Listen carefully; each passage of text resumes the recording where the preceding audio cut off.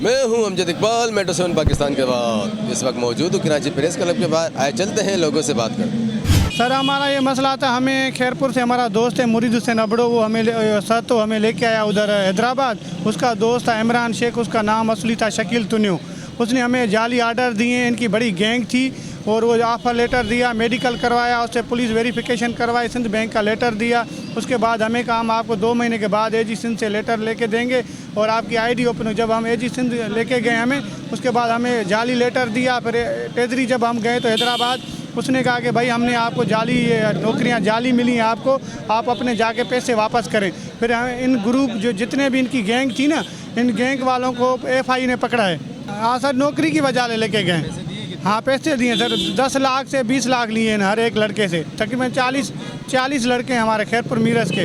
और पूरी जी हाँ, वो लड़के हमारे हैं, वो आएंगे। हम उनसे अपील, पूरी सिंध में इन लोगों ने आर्डर दिए हैं, एक डिस्ट्रिक्ट नहीं है, पूरी सिंध में दिए हैं। हाँ सर, एफआईआर कटवाई है एफआई में। वो अभी एफआई में लाकब हैं, उनका जो है ना अभी तक वो रिमांड चल रहा है।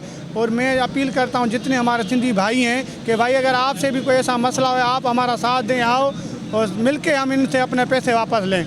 मेरा नाम फरहान अहमद है, खैरपुर मीरज पर ताल्लुक़ रखता हूँ। इन लोगों ने हम लोग को नौकरी का आसरा 10 लाख रुपये नौकरी के साथ। इन्होंने नौकरी एक्साइज पुलिस में ये था।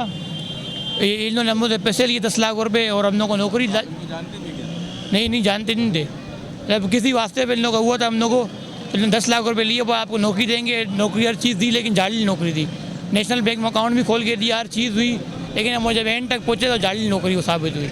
नहीं नेशनल बैंक में अकाउंट खोल के हम लोग को दिया, पुलिस वेरिफिकेशन हुई हम लोग की हर चीज़। इन लोग के साथ गवर्नमेंट की हर टीम मिली हुई है।